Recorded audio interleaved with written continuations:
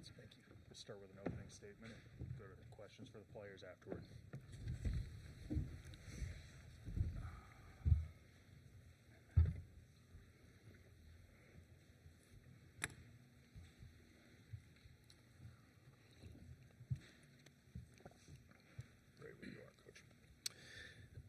Well, obviously, what an unbelievable college basketball game, and in watching Arkansas play on film, it just seemed like every game that they were in, there was these pretty dramatic runs of teams finding ways to either catch up or lose the lead, and they're such a dynamic team. Coach Cal's doing an unbelievable job with their belief, and they got basically their full roster back, even though it was limited. And so we knew going into the game that, man, it was just going to be difficult to defend them. And the way they started the game and the shots they were making, we made some decisions to go under ball screens, and it just felt like we were too passive. But that's to their credit, man. They came out and punched us good. And I just kept telling these guys in timeouts that we're going to win the game. And D5, I don't know what he started the game out, 0 for quite a few from 3, and Christian was 0 for, and I'm just telling him we're going to make them when it matters. And I believed it with all my heart, and that's Red Raider basketball. It doesn't matter what the score is, what's stacked against us. I think we got down 16 at one point in the second half, and telling JT we got to start getting stops and rebound. And I thought one possession was just huge, was Federico in there just getting, I don't know how many offensive rebounds he got on that one possession. And I thought that showed the grit of Red Raider basketball. And Chris ended up making a 3 at the end of it, and that started the real belief that we were going to win the game. Man, what a tremendous atmosphere, and it's an awesome opportunity to be on this team with these guys, because nobody believes more in each other than this group, and it's really a blessing to be a part of. We'll open it up to questions for the players. Players first. Darian, kind of struggled from the field there early in the game, but the last few minutes of the second half and obviously in overtime just took over. What would just kind of go through your mind there at the end of the game? Just stay aggressive and stop settling for threes. Obviously, it wasn't going in, but, I was shooting open ones, so they'll fall. But just trying to get to the rim. They're pretty long and lengthy, but they're not, very built, I'd say. So Coach kept just saying, going through their chest, and like you said, I'm going to make them when it matters. Jared Johnson inside the Red Raiders. Christian, you really got it going late in the game. How did that happen? Did simply just knocking down shots, or were plays run for you, and just kind of break that down? Yeah, obviously the past couple games I haven't been shooting it very well. And yeah, at the start of this game, I started out 0 for, like Coach said, but I think at the defensive end, when we started to get stops as a team and when momentum kind of shifted in our favor, I think that's when I started knock down shots, and then the rest is how it played out. But yeah, at the defensive end is how I started making shots. So the momentum shifted our way, and then yeah, it worked in our favor. Question for Darian.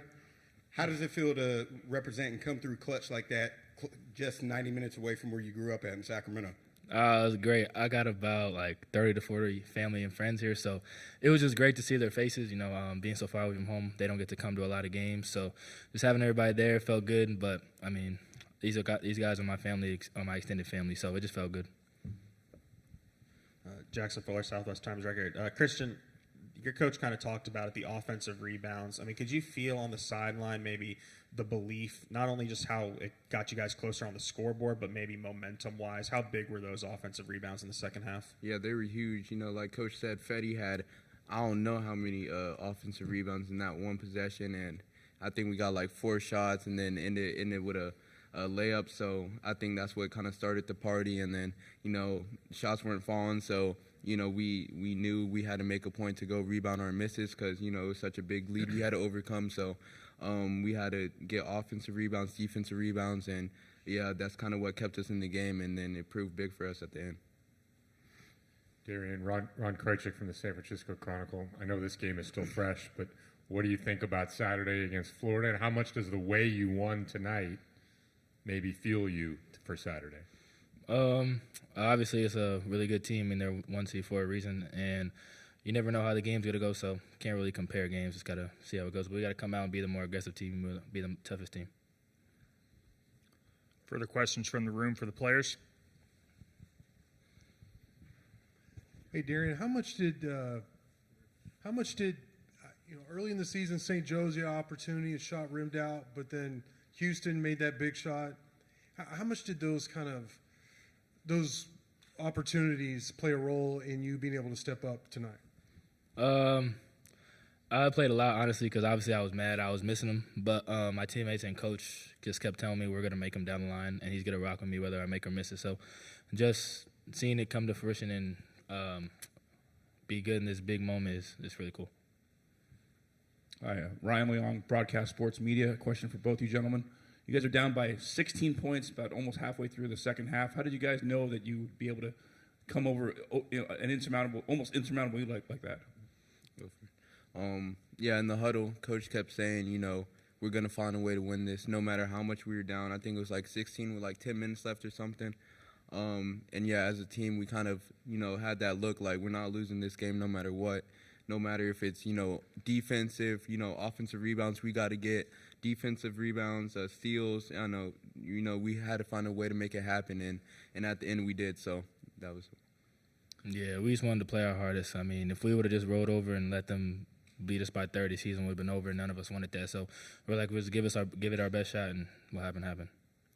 We'll go with one final question for the players on Zoom from Sean Dillon. Sean, when you are ready. John Dillon, Alpha Media USA. After starting 0 for 5 from 3 shots, 3 threes in a 3-minute stretch, Christian, what does coach and the rest of the team's belief in you to make those key shots mean to you? It means everything because, you can't, hit those 3 threes that I hit at the end of the game if you don't have belief in everybody, if it's your teammates or your coaches. So, they tell me keep shooting those open shots, keep making the right plays. And, if I miss 0 for 10, and that next 3 is going to come up and it's a good shot, then I'm going to take it. So that, that belief fuels me to go and make plays. So, yeah. Christian, Darian, thank you. Guys are good to go.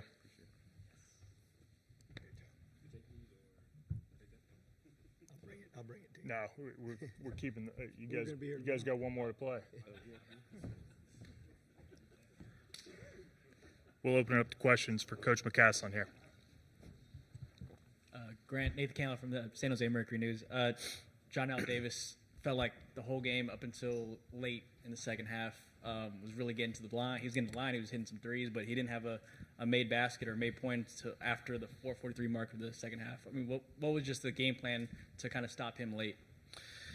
Well, I played against him several times, and I remember playing against him as a sophomore and when he was at FAU, and we called Dusty May after the game, and, they had great players on their team, and we just felt like, man, this dude was the best player when we were watching him. He's so dynamic because when he's making threes and he's got such a good shot fake and he's got such good change of pace that when he gets you off balance by making a few of them, then he can start driving it. And the biggest thing for us is we were fouling him and felt like there were some unnecessary ones. And let's just keep making him earn difficult ones. Like they came out of half and they wrapped him and made a 15-footer. And I was like, okay, let's just keep making him make those over the course of the half. But the biggest difference I thought was that we didn't foul him and we really presented a lot of help.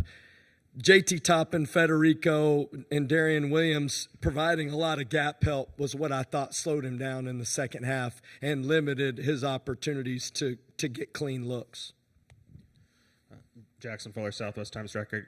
Coach, I wouldn't describe you guys as an elite offensive rebounding team. How much maybe did St. John's grabbing 28? I mean, was that maybe an extra added emphasis knowing that you maybe had some advantages against Arkansas specifically on the offensive glass? Well, if you go look at our league, and I think we play in the best league in the last 10 years, it's the best league. And this year, obviously, the SEC had a lot of talent, but you don't play against Houston unless you know how to rebound. And go back and watch that film, and we beat them because we offensive rebounded.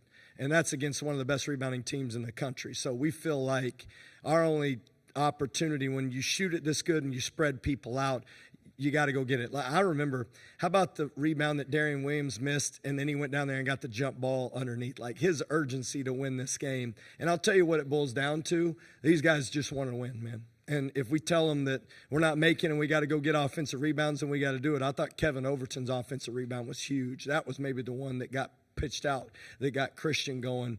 But, man, it's just the way – I'll tell you what it is. It's the belief that we got to find a way, and that's the biggest part of this team. They'll do whatever it takes. Shoot a bunch of threes, go into the post, offensive rebound, whatever it takes, this team does it. Pete Christie, KCBD in Lubbock. Coach, you had said you told the guys they could win. You're down 16. Can you just talk about your belief in all of these guys and the belief that they have to get this done?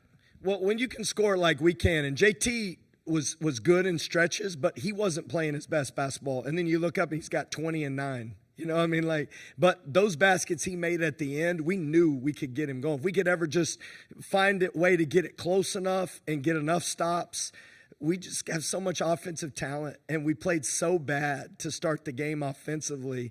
But they played great. You know, they made threes. They were scoring. They were getting us on back cuts. They were driving to the basket. They got a million free throws. You know, they doubled us up at the free throw line. They made more free throws than we shot. And, you know, I believe in our team. And I believe I've seen it enough, and we practice hard enough. And these guys do love each other enough. It's just trying to keep them in the fight together. And every time out, I'd seen Arkansas play enough to know that they were pretty volatile in the way the game goes. It can get up big. In Kansas game, for example, you know, they got up big, and then Kansas came back and got the lead, and then they went up big against. And I was just like, man, I've seen this team let people in, and I'm telling them, like, this is what we want. We want them to get out to a big lead. We'll find a way. Darian Williams, you're going to make the biggest three. I told Ian the last time out, dude, step into the next one. Quit finding the 26-foot mark. Dude, go put your feet on that three-point line. You are making the next one. They go, we are not turning down threes if we're open. And I thought E's three was huge at the end of the game.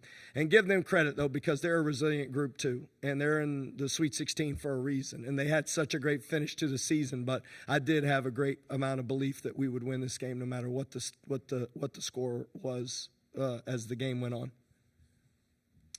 Grant, Ron Krochik from the San Francisco Chronicle. Yesterday you had a great answer when I asked you about sort of what makes this tournament so cool and unique, and you talked about how the one and done component. How did you feel about that midway through the second half? How much urgency and sort of anxiety did that add? And then separately, sort of what's going to take Saturday against Florida?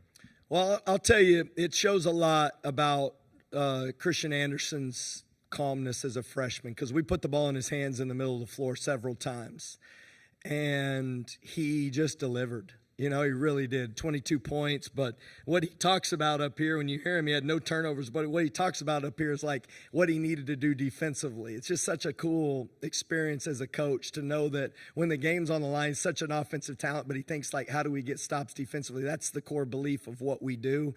But I'll tell you, the heart of this team is Darian Williams, and he's just a resilient guy. I mean, I can't even explain it. And that's what I put faith in him, because I do believe that he'll find a way in one-game scenarios to do whatever it takes to win. And I honestly do, whatever it takes. And look at him, like he got so many huge plays that he could have tapped out and been embarrassed playing with all his family here, and it wasn't going good. Like, it's just not my night, and he just does not think that way. And in these one-game scenarios, you better have somebody that no matter what the score is, they believe that you can find a way to win, and that's D5. The biggest thing for me in watching them play, and I watched them play Arizona State, and they smacked Arizona State. And Arizona State was playing really good basketball at the time early in the season. And, man, can they score. And do they have a plan that I think they execute as good as anybody in the country. And I watched a little bit of the SEC championship and watched them basically just play their best basketball of the year, and heard consistently from coaches that their playing is the best of anybody in the country. So, you know, this is what you sign up for when you play in the NCAA tournament. You want the opportunity to play the best, but we've got a tremendous amount of respect, because I think they play the right way, and they can beat you in a ton of different ways, but they've got grit and fight and a great plan, and they execute it. Yeah, Coach Steve Cronin from the San Francisco Chronicle. Yesterday you said that Chance's ability to play tonight was going to be a game-time decision. when was that decision made? And not even quite 48 hours, but 40 hours, whatever it is, before Saturday's game. What do you think will be the odds of Chance being able to play against Florida? You know, I'm not answering that way, but I'll tell you this. He shot around today, and I fully anticipated him suiting up. And I anticipated him being available. I didn't know how much. And then we got to the arena, and we had him planned to dress out and to be ready. You know, and you don't know in these games, like what it was tonight. Like, you may be somewhat limited, but I thought there was a chance he could play, like legit. And we were planning on dressing him out, and he got to the arena, and he just came to me and said he couldn't do it. And so the truth is he shot around today and moved really well and looks good. And then maybe just the what happened in shoot around set him back a little bit, you know, and I trust him with everything because he's the other guy to me that has the greatest belief on our team that we're going to win, and he'll do anything it takes to win. And so it just felt like he wasn't quite confident enough that he could help the team, and so he decided not to dress. But we're not tricking anybody, honestly. I mean, we're just trying to give him confidence that he can do it and trying to support him as best we can, and he just didn't feel like he would be his best, and so he decided when we got to the arena he wasn't going to warm up. You got time for 2 more questions here. Hi, Coach. Christian Babcock with the Bay Area News Group. We talked yesterday about your experiences in, the NIT junior college. How did you pull from those today, and did any of those games compare to, like you said, the atmosphere and what it was like in the arena today? Oh yeah, I mean, we've been dead in the water in so many games in tournament play and found a way to win on a tip dunk at the buzzer, and we've lost on a tip dunk at the buzzer in a matter of 2 years. And the team that lost on a tip dunk I thought could have won it, and then in junior college we were losing and came back and won it on a tip dunk at the buzzer, and that team ended up going on and winning the national championship by the largest margin in junior college. It was like 19 points a game. And so, like, you just never know what the game's going to be that turns you into a different level of belief. And I coached a guy by the name of Mike Miller one time when we were in the CBI against a guy named Matt Mooney who was playing at South Dakota at the time, and we'd never won. That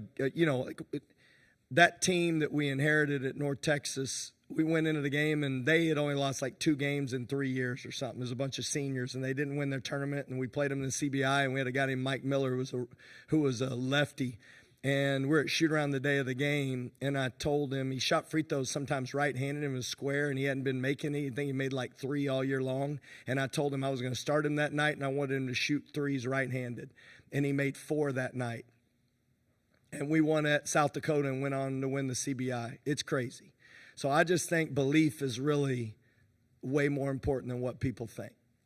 And your belief in your team and your team's belief in each other, no matter what's stacked against you, that you can find a way to win. And you can look at these guys in the eye and know, like, Christian just wants to hoop and D5 wants to win. And these guys really do look at each other with a lot of confidence that we can do it. Quick one here to finish. Yeah, Coach, the bench is shorter with Chance out, of course, but can you break down the impact Overton and Federico had off the bench for y'all tonight? Yeah, I thought Overton changed the game. I mean, his ability to guard Davis and his ability to make it difficult. He's got length, he's got athleticism, and we recruited him thinking that he could be like our stopper.